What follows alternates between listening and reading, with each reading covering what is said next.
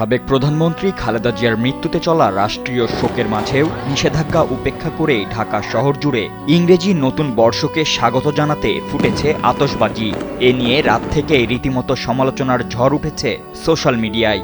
এরই ধারাবাহিকতায় ক্ষোভ ঝেড়েছেন জাতীয় ক্রিকেট দলের সাবেক অধিনায়ক তামিম ইকবালও। এক পোস্টে তিনি লিখেছেন, দেশে এখন রাষ্ট্রীয় শোক চলছে, গোটা দেশ শোকে কাতর। সরকার থেকেও নিষেধ করা হয়েছে এবছর আতশবাজি পটকা না ফোটাতে, ফানুস না ওড়াতে। কিন্তু অত্যন্ত দুর্ভাগ্যজনকভাবে দেখলাম এবারও পটকার শব্দে কেঁপে উঠছে চারপাশ।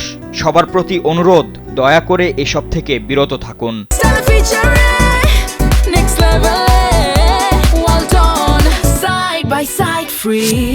মানুষকে স্বস্তি দিন, রাষ্ট্রীয় শোকের প্রতি অনুগত থাকুন। এমন কীর্তিমান একজন মানুষকে আমরা হারিয়েছি, তার প্রতি অন্তত সম্মান জানান। বিষয়টি নিয়ে শুধু তামিমই নন, ক্ষোভ ঝেড়েছেন শেখ মেহেদী হাসান, আমিনুল ইসলাম বিপ্লব সহ আরও একাধিক তারকা ক্রিকেটার। মেহেদী লিখেছেন, বাজির শব্দে আনন্দ নয়, ভয় পায় শিশু, অসুস্থ হয় মানুষ, ক্ষতিগ্রস্ত হয় সমাজ। আর বিপ্লব লিখেছেন, বেগম খালেদা জিয়ার কথা ভুইলা গেলেন, শহীদ ওসমান হাদির কথাও ভুইলা গেলেন, কয়দিন আগে যে ভূমিকম্প হইল ওইটাও ভুইলা গেলেন, আবার বইলেন আল্লাহ গজব দিও না।